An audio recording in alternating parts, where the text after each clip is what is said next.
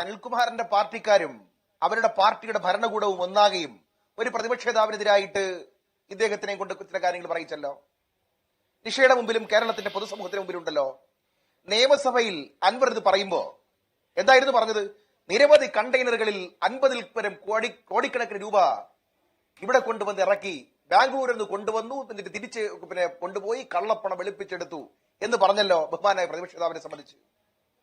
അന്ന് ഇത് പറയുമ്പോ ഊറി ചിരിച്ചുകൊണ്ട് കുറെ അരിവാൾ ചുറ്റിക ആളുകൾ യേസ് യേസ് യേസ് എന്ന് പറഞ്ഞ് കൈയടിച്ച് കുറെ ഗോഗോ വിളിച്ചല്ലോ. ഊറി ചിരിച്ചുകൊണ്ട് നിങ്ങളുടെ മുഖ്യമന്ത്രി ശ്രീ പിണറായി വിജയൻ നിയമസഭയിൽ ഇരുന്ന് ഊറി ചിരിച്ചല്ലോ. എന്തായി? ഇതേ അൻവർ ഉന്നയിച്ച ഞങ്ങളുടെ പ്രതിപക്ഷ നേതാവിനെതിരായിട്ടുള്ള ആരോപണം, നിങ്ങളല്ലേ ഭരണകൂടം, നിങ്ങളല്ലേ വിജിലൻസ്, നിങ്ങൾ വേട്ടയാടാൻ നോക്കിയില്ലേ? ഇതേ അൻവറിനെ ഉപയോഗിച്ചുകൊണ്ട് ഞങ്ങളുടെ പ്രതിപക്ഷ നേതാവിനെ വേട്ടയാടാൻ നോക്കിയില്ലേ? എന്ത് കിട്ടി അനിൽകുമാറെ? എന്ത് കിട്ടി CPM? എന്ത് കിട്ടി പിണറായി വിജയ? ഞങ്ങളുടെ പ്രതിപക്ഷ നേതാവിനെ മൂക്കി കയറ്റിയോ നിങ്ങൾ? ഇല്ലല്ലോ. അദ്ദേഹം ഇപ്പോഴും അവിടെ തന്നെ ഇരിപ്പുണ്ട്. നിങ്ങളുടെ ഒരു ആരോപണവും തെളിയിക്കപ്പെട്ടില്ല. പുറത്തിറങ്ങിയതിനു ശേഷം ശ്രീ PV അൻവർ പറഞ്ഞു എന്നെ കൊണ്ട് പറയിച്ചതാണ്. ബഹുമാനായ ശ്രീ മുഖ്യമന്ത്രി പിണറായി വിജയന്റെ പിതാവിന് തുല്യനാണ്, എന്റെ പിതാവിന് തുല്യനാണ് ഞാൻ. അദ്ദേഹം പറഞ്ഞത് കേട്ടുകൊണ്ട് പ്രതിപക്ഷ നേതാവിനെതിരായിട്ട് ആരോപണം ഉന്നയിച്ചതാണ്. നിങ്ങൾ തന്തയ്ക്ക് വിളിപ്പിച്ചല്ലോ ഞങ്ങളുടെ രാഹുൽ ഗാന്ധിയെ. ഞങ്ങളുടെ ശ്രീ രാഹുൽ ഗാന്ധി തെരഞ്ഞെടുപ്പിൽ മത്സരിക്കാൻ വേണ്ടിയിട്ട് വന്നപ്പോ നിങ്ങളുടെ നേതാവ് ഞങ്ങളുടെ രാഹുൽ ഗാന്ധിയുടെ അച്ഛന്റെ അമ്മയാണ് നേരിട്ട് ചീത്ത വിളിച്ചതെങ്കിൽ, ഇതേ ആള് നിങ്ങളുടെ നേതാവിന്റെ നിന്നും ഊർജ്ജം ഉൾക്കൊണ്ടുകൊണ്ട് രാഹുൽ ഗാന്ധിയുടെ DNA പരിശോധനയ്ക്കാൻ ഇറങ്ങിയല്ലോ. ഇറക്കിച്ച നേതാവിന്റെ പേര് പിണറായി വിജയൻ എന്നല്ലേ? അല്ലേ? ആർക്കെതിരെയും എന്തും പറയിക്കാമെന്ന് പറഞ്ഞുകൊണ്ട് തുളുമ്പി ഇറങ്ങിയത് നിങ്ങളല്ലേ? നിങ്ങളുടെ ഭരണകൂടവും നിങ്ങളുടെ പോലീസും അല്ലേ? അതിനൊക്കെ മറുപടി നിങ്ങൾ പറഞ്ഞാൽ മതി. ഇനി ചില വിഷയങ്ങൾ പറഞ്ഞു. ഞങ്ങൾ വർഗീയത പറയും. എവിടെ വർഗീയത പറഞ്ഞു ഞങ്ങള്? ഇന്ന് CPM-ന്റെ ജില്ലാ സെക്രട്ടേറിയറ്റ് മെമ്പർ, ഞാൻ മനസ്സിലാക്കി, എനിക്ക് അറിയത്തില്ല, TM സിദ്ദീഖ്, അദ്ദേഹം പറയുകയാണ് എല്ലാ മനുഷ്യരുടെയും വോട്ട് വേണം. എന്നിട്ട് അദ്ദേഹം നിർത്തിയിട്ട് പറഞ്ഞു എന്താണെന്നറിയുമോ? BJP-യുടെയും SDPI-യുടെയും അതുപോലെ ജമാഅത്ത് ഇസ്ലാമിയുടെയും എല്ലാവരുടെയും വോട്ട് വേണം. എന്നിട്ട് പറയുന്നു പിന്നെ എല്ലാ വ്യത്യാസങ്ങളും മാറ്റിവെച്ചുകൊണ്ട് എല്ലാവരുടെയും പിന്തുണ ഞങ്ങൾക്ക് വേണം, എല്ലാ മനുഷ്യരുടെയും പിന്തുണ വേണം എന്നാണ്. ഐക്യജനാധിപത്യ മുന്നണിയെ നേരിട്ട് എതിർക്കാൻ പറ്റില്ല എന്ന് വന്നപ്പോ എല്ലാ വർഗീയതയെയും ഞാനാണ് ചരടിൽ പിടിച്ച് നിയന്ത്രിക്കുന്നതെന്ന് പറഞ്ഞുകൊണ്ട് പിന്നെ പരസ്യമായിട്ട് കൺവെൻഷനിൽ പ്രസംഗിച്ച പിണറായി വിജയന്റെ പ്രസംഗത്തിന്റെ ശബ്ദം മുഴക്കം മാറുന്നതിന് മുമ്പ് നിങ്ങളുടെ ജില്ലാ സെക്രട്ടേറിയറ്റ് മെമ്പർ പരസ്യമായി ഈ പറഞ്ഞ സംഘടനകളുടെ എല്ലാത്തിന്റെയും വോട്ട് തേടുന്നു. BDP നിങ്ങൾക്ക് പിന്തുണ പ്രഖ്യാപിക്കുന്നു. ഞങ്ങൾ എന്ത് മനസ്സിലാക്കണം? മൂന്നാമത്തെ കാര്യം നിങ്ങൾ പറഞ്ഞു, BRM ഷഫീർ എന്ന കോൺഗ്രസ്സുകാരൻ കുറെ ഇരകൾക്ക് വേണ്ടിയിട്ട് ചില കാര്യങ്ങൾ സംസാരിച്ചു എന്ന് പറഞ്ഞു. ഞാൻ ലൈഫ് എന്ന് കരുതാൻ പറഞ്ഞുതരാം. ഒന്നാം ഘട്ടം നിങ്ങൾ ലൈഫിന്റെ വീട് കൊടുത്തതിന് ശേഷം, ഉള്ള വീടിനെ പൊളിച്ചിട്ടിട്ട് നിങ്ങൾ ഇവിടെ തറപ്പണിയും ചെയ്തിട്ടതിന് ശേഷം, രണ്ടാം ഘട്ടം കൊടുക്കാതെ ഇന്നും ടാർപോളിൻ ഷീറ്റുകളിൽ താഴെ നനഞ്ഞൊലിച്ച് കുടുംബങ്ങളെയും ചേർത്ത് പിടിച്ച് ജീവിക്കുന്ന ഒരു ജനതയുണ്ട് ആ കരുളായിയിൽ, ആ വനത്തിനകത്ത്. നിങ്ങൾ പോയിട്ട് നോക്കണം. പോത്തുകല്ലുണ്ടെന്നല്ലേ പറഞ്ഞത്? കരുളായിലേക്കൊന്ന് കയറണം. അവിടെ കുറെ ചോലനായ്ക്കരായിട്ടുള്ള ആദിവാസികളുണ്ട്, തണുത്തു വിറച്ചു കിടന്നവർ. അവരുടെ മക്കൾക്ക് ഭക്ഷണവും വസ്ത്രവും അവരുടെ മക്കൾക്ക് ആരോഗ്യ പരിപാലനത്തിനുള്ള മരുന്നുമായി മല കയറിയവൻ ഒരാളെ ഉള്ളൂ കേട്ടോ. ഒരു അൻവറിനെ ഞങ്ങൾ കണ്ടില്ല, ഒരു സ്വരാജിനെ ഞങ്ങൾ കണ്ടില്ല.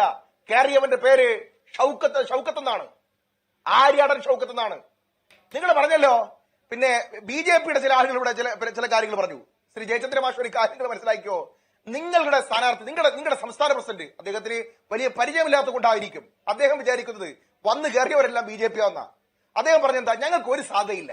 BDJS-നെ എടുത്ത് വെച്ചിട്ട് പറഞ്ഞു നിങ്ങൾ മത്സരിക്ക്. BDJS പറഞ്ഞു ഞങ്ങൾക്ക് വേണ്ട. അവസാനം നിങ്ങൾ ആലോചിക്കുക, എവിടെയോ കിടന്ന ഒരാളിനെ, പിന്നെ കേരള കോൺഗ്രസ് ബാലകൃഷ്ണപിള്ള ഗ്രൂപ്പിന്റെ ജില്ലാ പ്രസിഡന്റ് ആയിരുന്ന ഒരാളിനെ രാജിവെപ്പിച്ചുകൊണ്ടത് BJP. നാണമില്ല? ഒരു താമര അടയാളത്തിൽ നിൽക്കുന്ന ഒരു RSS-കാരൻ അവിടെ ഇല്ലേ? ഇയാളെ ചുമതല നടക്കാൻ നിങ്ങൾക്ക് നാണമില്ലേ?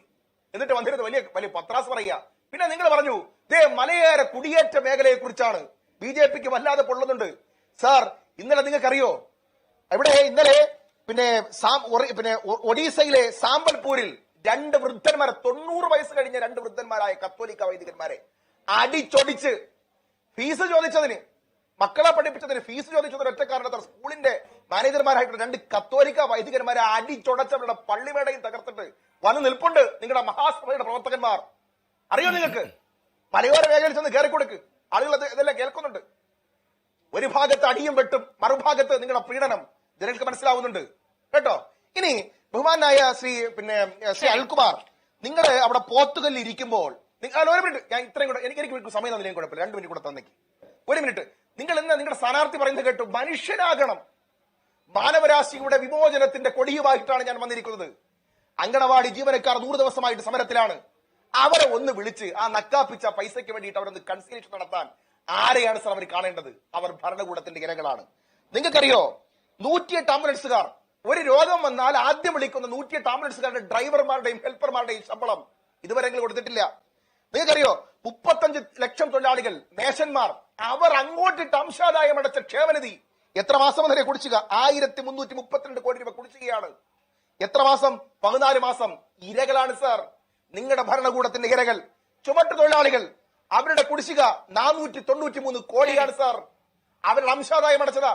നിങ്ങളുടെ ഔദാര്യമൊന്നുമല്ല, നിങ്ങൾ കൊടുത്തിട്ടില്ല. തീർന്നില്ല.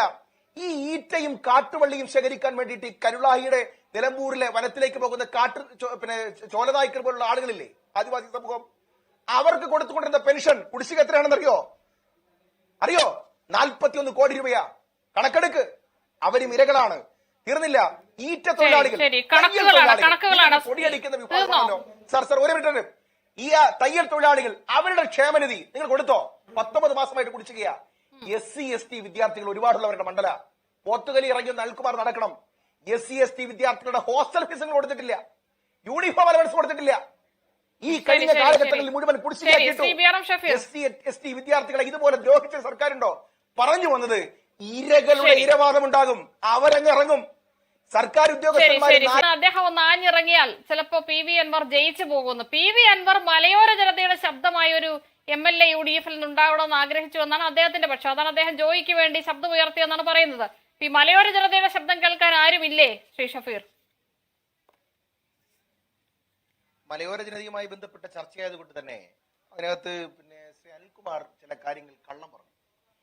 2016 മുതൽ വേണമെങ്കിൽ ഒന്ന് കുറിച്ച് വെച്ചോളൂ, തർക്കത്തിൽ വേണമെങ്കിൽ നിങ്ങൾ കുറിച്ച് വെച്ചോളൂ. 2016 മുതൽ 2023 വരെ 69 കോടി രൂപയുടെ കൃഷിനാശമാണ്. ആ കൃഷിനാശം അതിനകത്ത് റിപ്പോർട്ട് ചെയ്യപ്പെട്ടിട്ടുണ്ട്. അതിൽ തന്നെ 30 ലക്ഷത്തോളം ആളുകൾ അഫക്റ്റഡ് ഏരിയയിലാണ്, അഥവാ വന്യജീവികളുമായി ബന്ധപ്പെട്ട് സംഘർഷത്തിൽ കഴിഞ്ഞു വരികയാണ്. ഇനി നിങ്ങൾ പറഞ്ഞ പോയിന്റിലേക്ക് വരാം. 2018-19 കേരള സംസ്ഥാന സർക്കാരിന്റെ ബഡ്ജറ്റ് ഇടതുപക്ഷത്തിന്റെ ബഡ്ജറ്റാ, സംസ്ഥാന സർക്കാരിന്റെ ബഡ്ജറ്റാ. വന്യജീവി ആക്രമണം തടയാൻ വേണ്ടി വകയിരുത്തിയ തുക 6.28 കോടി രൂപ. 10 പൈസ മുടക്കിയിട്ടില്ല. 2023, 21, 24 വരെ 3.1 കോടി രൂപ സംസ്ഥാന സർക്കാരിന്റെ ബഡ്ജറ്റിൽ ഇടതുപക്ഷത്തിന്റെ മന്ത്രി ബഡ്ജറ്റ് അവതരിപ്പിച്ചപ്പോൾ നീക്കിവെച്ച തുകയാണ്. 10 പൈസ മുടക്കിയിട്ടില്ല. കഴിഞ്ഞ ബഡ്ജറ്റ്, ഈ തൊട്ട് മുമ്പ് മാറിയ ബഡ്ജറ്റിൽ വലിയ സംഘർഷങ്ങളും പ്രശ്നങ്ങളും ഒക്കെ നടക്കുന്ന സന്ദർഭത്തിൽ 48.85 കോടി രൂപ അനുവദിച്ചു. അതിൽ മുഴുവൻ ചെലവഴിച്ചില്ല എന്ന് ഞാൻ പറയുന്നില്ല, അത് കള്ളമാണ്. പക്ഷേ ചെലവഴിക്കാത്ത തുക 48% തുക വനം വകുപ്പിന്റെ പണം, ഈ പണം ഇവിടെ വന്യജീവി ആക്രമണവുമായി ബന്ധപ്പെട്ട പണം ചെലവഴിച്ചിട്ടില്ല. ഇത് റെക്കോർഡാണ്. ഇനി ഒരു കാര്യം കൂടി പറഞ്ഞുതരാം. 2023 മലയാറ്റൂർ, ചാലക്കുടി, വാഴച്ചാൽ ഉൾപ്പെടുന്ന വനം ഡിവിഷനിൽ ഫെൻസിംഗ് കെട്ടാൻ വേണ്ടി കേന്ദ്ര സർക്കാർ എന്തോ കൊടുത്തില്ലെന്നൊക്കെയാണല്ലോ പറഞ്ഞത്. കേന്ദ്ര സർക്കാർ അനുവദിച്ച 13.5 കോടി രൂപ, 13.5 കോടി രൂപ, 1 രൂപ ചെലവഴിച്ചിട്ടില്ല. ടെൻഡർ നടപടി എടുത്തിട്ടില്ല. പണം ലാപ്സാക്കി കളഞ്ഞു സംസ്ഥാന സർക്കാർ. ഇനി 2016 മുതൽ 3611 കേസുകൾ വന്യജീവി ആക്രമണവുമായി ബന്ധപ്പെട്ട നഷ്ടപരിഹാരത്തിന് ഇവിടുത്തെ സാധാരണക്കാരായ ജനങ്ങൾ വനം വകുപ്പിന് അപേക്ഷ കൊടുത്തിരുന്നു. നഷ്ടപരിഹാരം 1 രൂപ 3611 കേസുകളിൽ 90% കേസുകൾക്കും 10 നയാ പൈസ ഈ സർക്കാർ കൊടുത്തിട്ടില്ല. പറഞ്ഞു വന്നത് ഈ ഏറ്റവും അവസാനം കടുവ ഒരു രാധ എന്ന സഹോദരിയെ കടിച്ചു കഴിച്ചു. അവരുടെ ബോഡി കടുവയെ പോസ്റ്റ്മോർട്ടം ചെയ്തപ്പോൾ അതിനകത്ത് കമ്മൽ ഉൾപ്പെടെ സ്വർണ്ണാഭരണം കിട്ടി. നിങ്ങൾക്കറിയോ, ഈ നാണമില്ലാത്തവരുടെ മന്ത്രി ഈ രാധയുടെ ചിതയിലേക്ക് എടുത്ത് വെക്കുന്ന ബോഡിയുടെ തൊട്ടടുത്ത് നിന്ന് അവരുടെ കുടുംബത്തെ ആശ്വസിപ്പിക്കുന്നതിന് പകരം പോയി നിന്ന് കോഴിക്കോട്ട് അങ്ങാടിയിൽ ക്യാബറ ഡാൻസ് കളിച്ച് പാട്ട് പാടുകയായിരുന്നു. ഇതാണ് നിങ്ങളുടെ വനംവകുപ്പ് മന്ത്രി. ഇതാണ് നിങ്ങളുടെ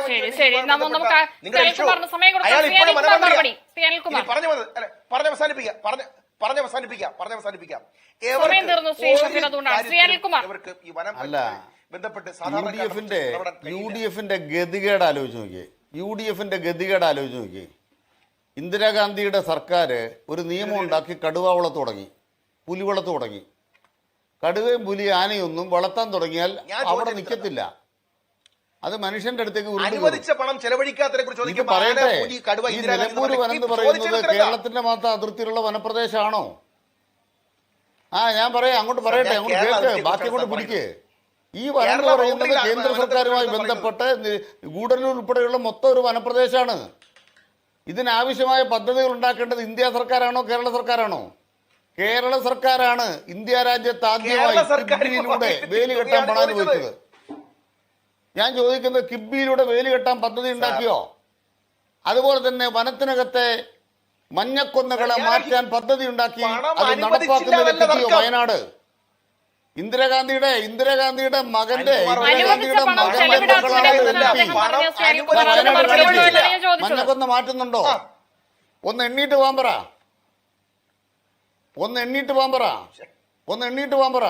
ശ്രീ അനിൽകുമാർ, അനുവദിച്ച പണം ചെലവിട്ടിട്ടുണ്ടോ ഇല്ലയോ? അതിനുള്ള മറുപടി ഉണ്ടോ? വനത്തിനകത്ത് കുളങ്ങൾ നിർമ്മിക്കുന്നത് കേട്ടില്ല, എനിക്ക് കേൾക്കാൻ വയ്യ പറയണത്. നിങ്ങളുടെ സിസ്റ്റം മോശമാണ്. കേന്ദ്ര സർക്കാർ അനുവദിച്ച പണം സംസ്ഥാനം ചെലവിട്ടിട്ടുണ്ടോ? അതിന് മറുപടി ഉണ്ടോ? അവിടെയാണ് നിങ്ങൾ മനസ്സിലാക്കേണ്ടത്. ഒരു വനത്തിനകത്ത് പണം അനുവദിച്ച് കാര്യങ്ങൾ ചെയ്യുന്നതിന് നിയമപരമായി എത്ര കാര്യങ്ങൾ ചെയ്യാനുണ്ട്?